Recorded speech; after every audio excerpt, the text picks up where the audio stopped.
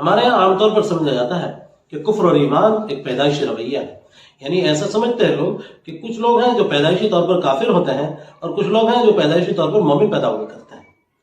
اسی طرح لوگ سمجھتے ہیں کہ شاید کفر صرف خدا کے انکار کا نام ہے، لیکن جب ہم قرآن پر نظر ڈالتے ہیں تو قرآن کی نگاہ میں کفر ہمیں اس سے کہیں زیادہ وسیع دکھائی دیتا ہے۔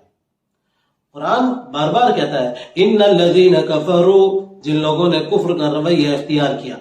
اسی طرح قرآن بار بار کہتا ہے ان الذین آمنوا، جو لوگ ایمان کی روش پر چلے۔ قرآن کی ان آیات کے مطالعے سے معلوم ہوتا ہے کہ جس طرح ایمان وہ کسی انسان کا شعوری فیصلہ ہے، اسی طرح کفر بھی ایک ایسا فیصلہ ہے جسے انسان سوچ سمجھ کر اپنی زندگی میں اختیار کرتا ہے۔ کفر وہ دراصل انسان کا سوچا سمجھا رویہ ہے، پیدائشی معاملہ نہیں ہوتا، اور یہ رویہ اس انکار خدا سے کہیں زیادہ وسیع ہے۔ یعنی انکار خدا بھی کفر ہے، لیکن صرف انکار خدا ہی کفر نہیں ہے۔ قرآن کی آیات سے میں واضح کرنے کی کوشش کروں گا کہ قرآن میں کن چیزوں کو کفر کہا ہے۔ چند مثالیں پیش کرتا ہوں۔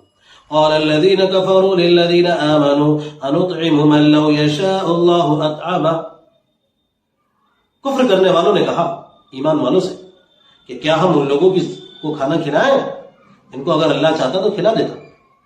قرآن کی اس آیت کے مطابق جو لوگ کمزور لوگوں کی ضروریات کو پورا نہ کریں، ان کا مذاق اڑائیں، قرآن نے ان کے اس رویے کو کفر کہا ہے، اس رویے کو کفر کہا ہے۔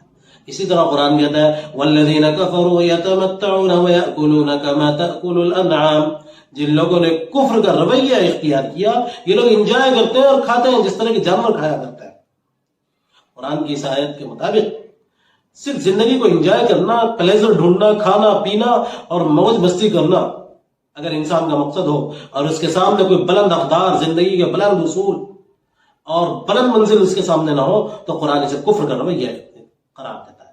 قرآن ایسے لوگوں کو کافر کہتا ہے جو صرف کھائیں پیئیں موج کریں، اسی فلسفی میں یقین رکھتے ہوں اور قرآن کے اعلیٰ اصول و اقدار کو نہ مانتے ہوں۔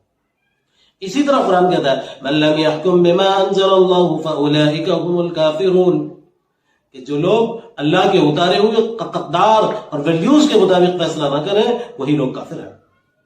قرآن ایک جگہ کہتا ہے انه لا ييأس من روح الله الا القوم الكافرون، کہ خدا سے صرف کافر ہی ہیں جو خدا سے مایوس ہوا کرتا ہے، صرف کافر ہی ہیں جو خدا سے مایوس ہوا کرتا ہے۔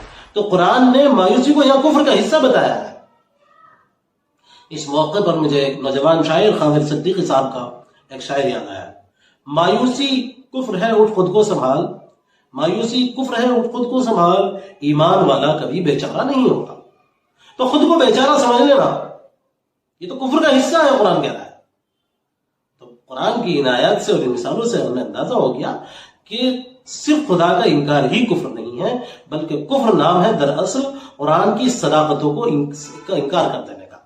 یعنی ایک ایسا رویہ کہ جس میں آدمی کے سامنے جب قرآن کی سچائیاں پیش کی جائیں اور وہ ان سچائیوں کو سوچ سمجھ کر، صاحب عقل ہونے کی حالت میں سوچ سمجھ کر ان کو ماننے سے انکار کر دے، اسی رویے کو قرآن کفر کہتا ہے اور انکار کہتا ہے۔ جو لوگ اس رویے کو اختیار کریں وہی کافر ہیں، چاہے اس کا نام مسلم یا عرب نام ہو اور چاہے اس کا نام کچھ بھی ہو، اس سے کوئی فرق نہیں۔